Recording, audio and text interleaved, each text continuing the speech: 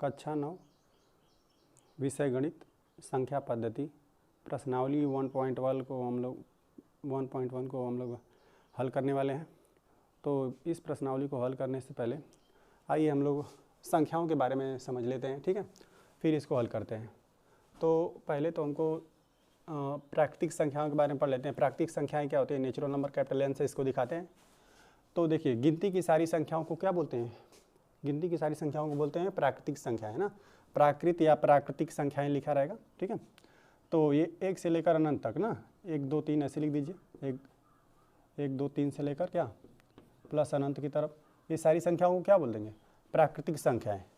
और फिर आ जाते हैं दूसरा नंबर पे कि पूर्ण संख्याएं क्या होती हैं? पूर्ण संख्याएं, देखिए ये सारी प्राकृतिक संख्याएं 1 से लेकर अनंत तक है ना, ये संख्याएं तो रहेंगी, बस पूर्ण संख्याओं में क्या होगा? साथ में शून्य भी आ जाएगा। तो 0 1 2 3 से लेकर क्या धन अनंत तक की सारी संख्याओं को क्या बोलेंगे? पूर्ण संख्या। आ जाते हैं पूर्णांक में ना।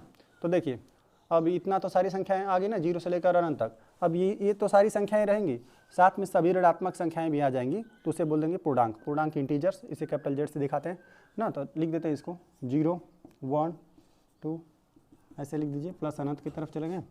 और फिर कितना? ऋण 1, ठीक है, फिर कितना? ऋण 2 ना, कामा, फिर डॉट डॉट डॉट ऋण अनंत तक, ठीक है। ये हो गया पूर्णांक। प्राकृतिक संख्याएं में क्या होगा? 1 से लेकर अनंत तक की सारी संख्याओं को बोलेंगे प्राकृतिक संख्याएं। वहीं साथ में शून्य आ जाएगा, तो और शून्य से लेकर अनंत तक की सभी संख्याओं को क्या बोल देंगे? पूर्ण संख्याएं। और पूर्णांक में देखिए 0 1 2 3 से लेकर अनंत तक और साथ में सभी ऋणात्मक संख्या रहेंगी, उसे बोल देंगे पूर्णांक, ठीक है। अब आ जाते हैं किस पे? अब आ जाते हैं परिमेय संख्याओं पे ना। आ जाते हैं 4 नंबर परिमेय। चलिए परिमेय संख्याएं लिख देते हैं। परिमेय संख्याएं, इसे क्या बोलेंगे? Rational number. चलिए, तो परिमेय संख्याएं किसे कहते हैं? वे संख्याएं जिसे हम क्या करते हैं? P/Q के रूप में लिख सकते हैं, उन्हें क्या बोलते हैं? परिमेय संख्याएं।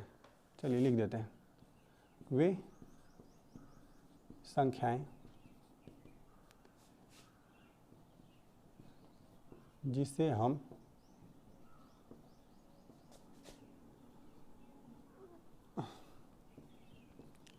P/Q के रूप में लिख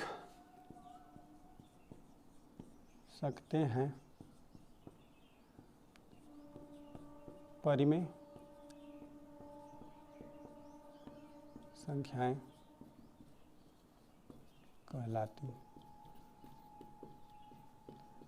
परिमेय संख्याएं कहलाती हैं। जहाँ लिखना पड़ेगा, आपको बताना पड़ेगा, जहाँ P/Q क्या है? पूर्णांक है। पूर्णांक मतलब सभी धनात्मक संख्या और सभी ऋणात्मक संख्या और बीच में शून्य। P/Q क्या है? पूर्णांक।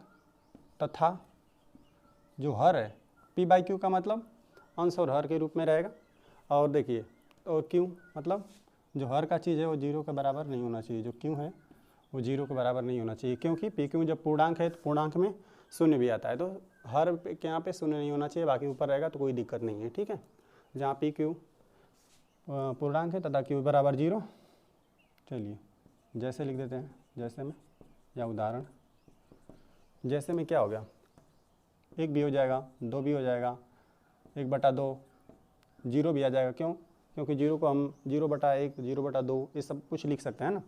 तो ये सब हो जाएगा, कुछ भी लिख दीजिए, 7/2 और क्या, ऋण 7/3, ये सब आ जाएगा ना परिमेय संख्याओं में, जिसे P/Q के रूप में लिख सकते हैं, जहाँ P/Q पूर्णांक और Q जो है वो 0 के बराबर नहीं होना चाहिए। अब 5वां नंबर आ जाते हैं ना। ये तो हो गया परिमेय संख्या ना। अब आ जाते हैं अपरिमेय संख्याएं। अपरिमेय संख्याएं, इरेशनल नंबर, ठीक है। वे संख्याएं जिसे हम P/Q के रूप में नहीं लिख सकते हैं, उन्हें क्या कहेंगे? अपरिमेय संख्याएं। वे संख्याएं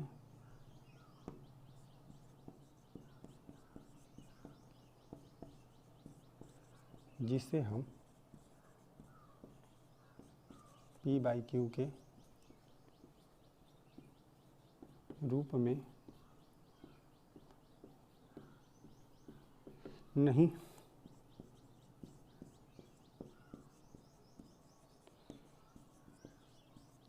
लिख सकते हैं, उसे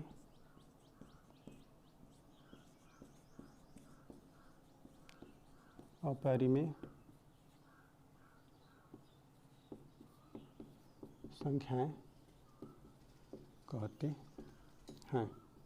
ठीक है, जहाँ p, q क्या है? पूर्णांक तथा q 0 के बराबर नहीं होना चाहिए। ठीक है, अपरिमेय संख्याएं क्या होती हैं? वे संख्या जिसे हम p/q के रूप में नहीं लिख सकते हैं, है ना, और pq पूर्णांक है तथा q 0 के बराबर नहीं होना चाहिए। अब जैसे हम इसको लिख लेते हैं, जैसे में किसको कहेंगे? पाई हो गया, है ना, क्या हो गया? करणी में 2 हो गया, करणी में 3 हो गया। इन संख्याओं को हम p/q के रूप में नहीं लिख सकते, उन्हें क्या कह देंगे? अपरिमेय संख्याएं। करणी में 4 को ले सकते हैं हम लोग, करणी में 4 को नहीं ले सकते, क्योंकि करणी में 4 का वैल्यू कितना आ जाएगा? 2 आ जाएगा। 2 आ जाएगा तो क्या हो जाएगी? परिमेय संख्या हो जाएगी ना। अब भाई ये ध्यान दीजिए कि जो भी प्राकृतिक संख्याएं रहेंगी ना, अभी आप लोगों को प्रश्न ऐसे पूछ देगा, क्या सभी प्राकृतिक संख्याएं पूर्ण संख्या में आएंगी? तो हाँ, देखिए जो प्राकृतिक संख्याएं हैं सभी पूर्ण संख्या में आएंगी, लेकिन सभी पूर्ण संख्या वो प्राकृतिक संख्या में नहीं आएगी, क्योंकि शून्य इसमें प्राकृतिक संख्या में नहीं होता। इसी तरह देखिए ये सब, इसी तरह इसमें देखिए संख्याएं और बढ़ गई, इसमें और बढ़ गया। प्राकृतिक संख्या, ये परिमेय संख्याओं में ना ये सब आ जाएगा, पूर्णांक, पूर्ण संख्याएं, प्राकृतिक संख्या सब आ जाएगा। और अपरिमेय संख्याएं, अपरिमेय संख्या में ये सब रहेगा, जिसे हम p/q के रूप में नहीं लिख सकते, है ना। और देखिए प्राकृतिक संख्या, इन सबको हम p/q के रूप में लिख सकते हैं। 2 को हम लोग क्या लिख सकते हैं?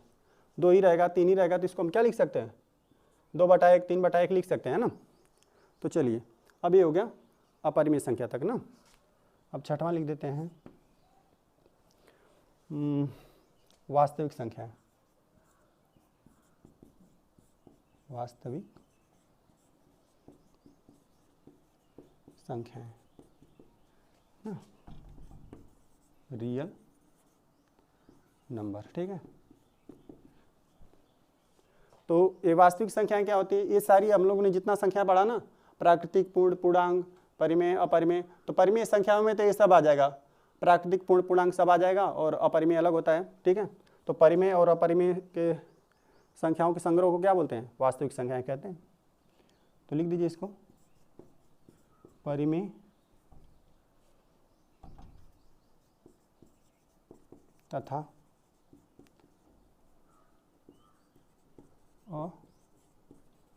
अपरिमेय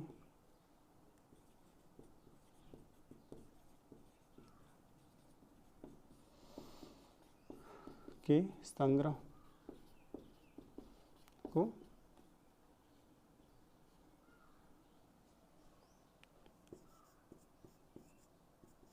वास्तविक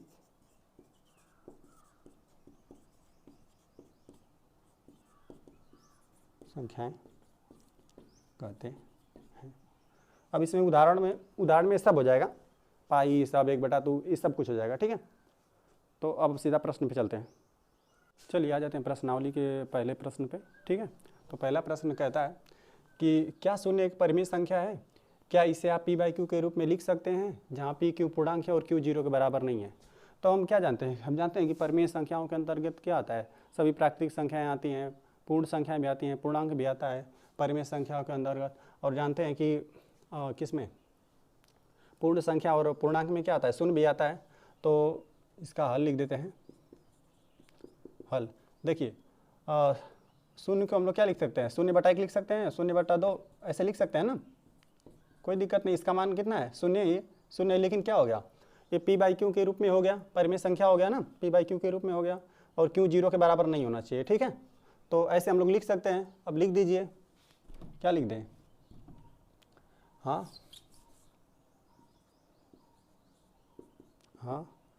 0 एक परिमेय संख्या है। इसे हम P/Q के रूप में लिख सकते हैं। चलिए जैसे लिख दीजिए, उदाहरण भी लिख सकते हैं, कोई दिक्कत नहीं है। हाँ, जैसे क्या हो जाए, जैसे लिख दीजिए 0/1, 0/2 हो गया। और यहाँ पर लिखना पड़ेगा आपको ना कि PQ के इसे हम P/Q के रूप में लिख सकते हैं जहाँ क्या है, P, Q पूर्णांक है ना,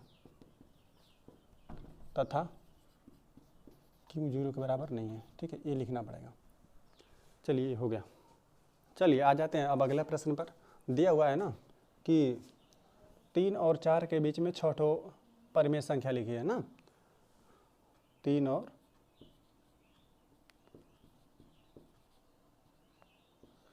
4 के बीच में 6 ठो परिमेय संख्या हमको निकालना है ना।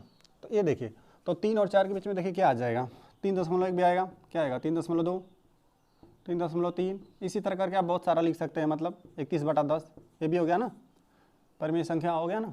और कितना, ये 32/10, ठीक है, ये 33/10, इसी तरह निकलता चला जाएगा। लेकिन जब कितना आ जाएगा 40/10, ये नहीं ले सकते हम लोग ना, ये वाला नहीं ले सकते। इससे पहले आप सभी ले सकते हैं, क्योंकि इसका मतलब कितना 4 ही हो गया। 3 और 4 के बीच में लेना है, तो इसका यहाँ पर कितना था 30/10, ये भी हम लोग नहीं लिख सकते ना। तो इस प्रकार से हम लेते हैं 3 और 4 के बीच में ना। तो हम इसको देखिए, आइए प्रॉपर कैसे करेंगे ना। जब भी आपको 6 ठो परिमेय संख्या दे दे, ठीक है, 6 ठो दे दिया कि 6 ठो परिमेय संख्या हमको निकालना है ना, तो यहाँ पर उसमें एक जोड़ दे दीजिए, 6 में एक जोड़ दीजिए, कितना 7, 3 में अब करिए 7 से गुणा और 7 से भाग भी, ताकि सब कुछ बैलेंस में रहे ना। सभी 7 काट देंगे तो 3 ही बचेगा। और यहाँ पर 4 में भी करिए उसी से गुणा, 7 से गुणा और 7 से भाग ना। तब देखिए 7 लिखे ऊपर 21, नीचे बटा 7, 7 चौक 28/7 ना। तो हम ये दोनों को नहीं ले सकते, लेकिन इसको जो बीच में आ रहा है वो सब कुछ ले सकते हैं। देखिए 21 कितना 22/7 है ना। ये देखिए 22/7 हो गया, फिर कितना 23/7, फिर कितना 24/7, 25/7, 26/7, फिर कितना 27/7। इसको नहीं ले सकते, क्यों, इसका मतलब 4 ही है, 3 और 4 के बीच में नहीं रहेगा। इन दोनों को छोड़ देंगे ना, बाकी सब लिख लेंगे। लिख लीजिए 3 और 4 के बीच की 6 परिमेय संख्याएं क्या होगा 22/7, 23/7, 24/7, 25/7, 26/7, 27/7। और देखिए एक बात का ध्यान रखेंगे ना कि किसी भी 2 ठो संख्या रहेगा, उन दोनों संख्याओं के बीच में अनंत परिमेय संख्या होंगी, है ना। ये बस हमको कितना चाहिए था, बस 6 ठो चाहिए था, इसलिए हमने क्या कर दिया, 6 से एक अधिक जोड़कर गुणा भाग कर देंगे ना, तो 6 ठो निकल जाएगा। अब अगर हमने इसमें अगर 6 से गुणा भाग करते ना, तो हमको कौन ठो संख्या मिलता है, 5 ठो आपको परिमेय संख्या मिलेगा, ठीक है। तो इसलिए हमने एक बढ़ा कर किया, ताकि कितना मिले 6 ठो परिमेय संख्या हमको मिल जाए, ठीक है। तो ये प्रश्न हो गया। चलिए हम लोगों के पास अगला प्रश्न है तीसरा, 3/5 और 4/5 के बीच 5 परिमेय संख्याएं ज्ञात कीजिए ना। तो हमारे पास क्या क्या संख्या है, देखिए 3/5 और क्या है 4/5 ना। तो हमको 5 ठो परिमेय संख्या ज्ञात करना है ना, तो 6 से गुणा भाग कर दीजिए, 3/5 हो गया। और कितना यहाँ पे लिख देते हैं 4/5। 5 ठो परिमेय संख्या निकालना है, उसमें एक जोड़ दीजिए, 5 कितना 1, 6 ना, 6 से गुणा और 6 से भाग कर दीजिए, 6 से गुणा 6 से भाग। देखिए 6 तिली 18, इसका मतलब कितना हुआ 18, 18 6 5 30। यहाँ पर कितना हो जाएगा 6 चौको 24, ये कितना 6 5 30 ना। और एक बात देखिए, हमने ना तुरंत आसानी से इसमें गुणा भाग कर दिया, क्योंकि जैसे मतलब 5 तो परिमेय संख्या हमको ज्ञात करना था, तो 6 से हमने तुरंत गुणा भाग कर दिया। लेकिन तभी हमने किया जब क्या था, यहाँ पर देखिए हर क्या था, समान था। हर अब असमान रहता ना, जैसे अभी 1/2 रहता और कामा 1/3 रहता ना, इसके बीच में बोलता कि आप क्या करिए 5 तो परिमेय संख्या अगर ज्ञात करने के लिए कहता ना 5 तो परिमेय संख्या, तो इसमें नहीं कर देंगे कि तुरंत 5 तो रहेगा तो 6 से गुणा 6 से भाग, 6 से गुणा 6 से भाग, इसमें ऐसे नहीं करेंगे ना, नहीं तो पूरा गलत आंसर आ जाएगा। ठीक है, इसमें क्या करेंगे, पहले इसको ना अगर ऐसे आपको पूछ दे, अगर हर समान नहीं है ना, जैसे 1/2 पूछ दिया 1/3 के बीच में ना, तो पहले आप इसका हर समान करेंगे। जैसे पहले यहाँ पर 3 कर देंगे, कितना 3 से गुणा 3 से भाग पहले कर दीजिए, 3 से गुणा और 3 से भाग, 3 दूना 6 हो गया। यहाँ पे अब यहाँ पे इससे 2 से 2 कमा 2 2 3 कितना 6। अब देखिए ये हर समान हो गया ना, 6 6 हो गया। अब यहाँ पे 3/6 हो गया, आई कितना 2/6। अब इसको हल कर लेंगे तो आपका उत्तर आ जाएगा। ठीक है, अब इसका जोठ आपको दिया रहेगा कि 5 दिया रहेगा तो 6 से गुणा भाग कर देंगे, और 6 दिया रहेगा 7 से, कुछ जितना भी दिया रहेगा उसमें एक जोड़ कर देंगे। ठीक है, तो आइए इस सवाल को, इस प्रश्न को करते हैं ना। तो यहाँ पर हमने कर दिया गुणा 6 से गुणा 6 से भाग कर दिया, तो हमको ये चीज़ मिला ना। तो अब आइए देखते हैं क्या क्या हमको संख्या मिलती है। 18 से अब चलती चली जाएगी, 24 से पहले ना कितना मिलेगा 19/30 के बाद 20/30 और कितना 21/30, फिर कितना 23/30। देखिए अब 24 को नहीं ले सकते, आपका 5 तो निकल गया, आपका 5 तो निकल गया, तो लिख दीजिए यहाँ पे 3/5 और 4/5 के बीच 5 परिमेय संख्याएं ना। क्या क्या मिला आपको 19/30 और कितना 20/30, 21/30, 22/30, 23/30। चलिए इसको देख लीजिए, हो गया। अब प्रश्न संख्या हम लोग 4 पे आ जाते हैं ना। तो प्रश्न संख्या 4 कहता है कि नीचे दिए गए कथन सत्य है या असत्य, कारण के साथ तो अपने उत्तर दीजिए ना। तो हमको बताना है कि सत्य है या असत्य ना। तो देखिए पहला प्रश्न इसमें दिया हुआ है कि प्रत्येक प्राकृतिक संख्या एक पूर्ण संख्या होती है। तो ये चीज़ों के लिए पहले तो ये दोनों चीज़ आना चाहिए। बोल रहा है प्रत्येक प्राकृतिक संख्या ना, तो प्राकृतिक संख्या में देखिए आप बता रहे हैं, प्राकृतिक संख्या हम जानते हैं एक से क्या होता है, अनंत तक की सभी संख्याएँ आती हैं। और क्या पूर्ण संख्याओं में क्या होता है, 0 से लेकर सभी अनंत तक की सभी संख्याएँ आती है ना। तो क्या होगा, प्रत्येक प्राकृतिक संख्या एक पूर्ण संख्या होती है। हाँ हम देख सकते हैं कि सभी प्राकृतिक संख्या ही नहीं होता है नेचुरल नंबर, ये होता है होल नंबर। सभी नेचुरल नंबर इसमें आएगा ना, क्योंकि इसमें एक अधिक है 0, लेकिन बाकी सब क्या नेचुरल नंबर इसमें आ जाएगा। ठीक है, तो इसको लिख दीजिए यहाँ क्या है, यह सत्य है क्योंकि सभी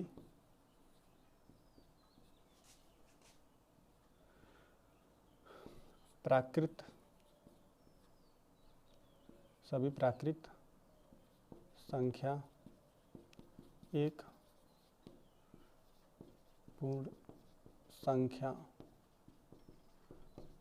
होती है।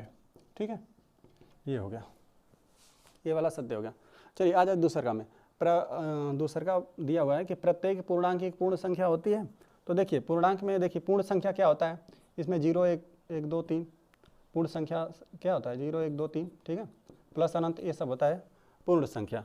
और पूर्णांक क्या होता है, देखिए ये तो रहता है, ये 1 2 3 ये सब रहेगा, सारी ऋणात्मक भी होता है ना, ऋण 2 ऋण 3 ऋण 4 सारी ऋणात्मक भी होता है ना इसमें पूर्णांक पे। तो देखिए तो बोल रहा है कि प्रत्येक पूर्णांक एक पूर्ण संख्या होती है।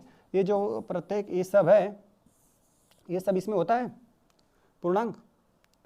जो पूर्णांक है सभी इसमें नहीं होगा। देखिए यहाँ तक से यहाँ तक तो इसमें है, लेकिन अगर ऋण 1 की बात करें ना तो ऋण 1 देखिए इसमें पूर्णांक में है लेकिन पूर्ण संख्या में ऋण 1 नहीं है। ठीक है, बहुत सारी संख्या हो सकती हैं। ऋण 3 भी क्या है, इसमें पूर्णांक में है परंतु इसमें पूर्ण संख्या में नहीं है, और तो ये क्या हो गया, असत्य हो गया। ठीक है, इसको मिटा देते हैं।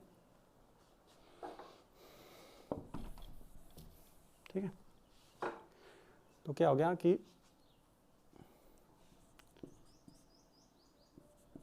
असत्य है क्योंकि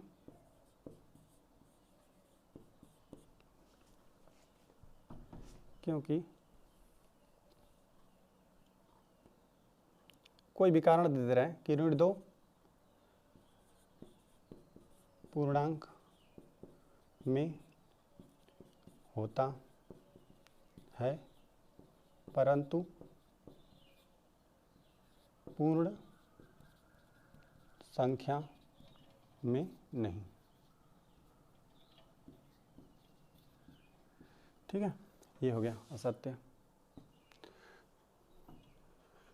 अब आ जाते हैं तीसरे प्रश्न पे ना। दिया हुआ है कि प्रत्येक परिमेय संख्या एक पूर्ण संख्या होती है।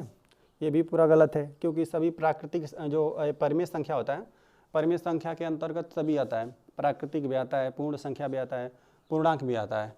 और ये बोल रहा है कि सभी प्रत्येक परिमेय संख्या एक पूर्ण संख्या होती है। पूर्ण संख्या में हम लोग क्या जानते हैं, पूर्ण संख्या में हम लोग जानते हैं कि 0, 1, 2, 3 यही सब होता है प्लस अनंत तक। लेकिन ये क्या होता है, परिमेय संख्या में सभी संख्याएं आ जाती हैं। इसमें एक ठो ले लेते हैं, कोई 1/2 ही ले लेते हैं, 1/3 ही ले लीजिए, 1/3 कितना, ऋण 7/5 ले लेते हैं। तो इसमें पूर्णांक में परिमेय संख्या में होगा ना, परिमेय संख्या में होगा परंतु क्या होगा, पूर्ण संख्या में नहीं होगा। ठीक है, तो ये क्या हो गया, ये कथन असत्य हो गया। देखिए ये सब इसमें नहीं होगा, ठीक है, परंतु ये सब इसमें होंगे। ठीक है, ये सब होंगे। चलिए तो इसको हम लिख देते हैं, क्या हो जाएगा, असत्य है क्योंकि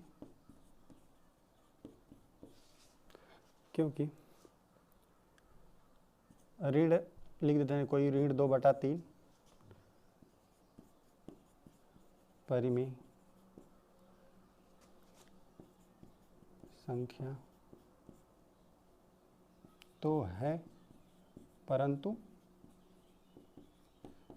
पूर्ण संख्या नहीं।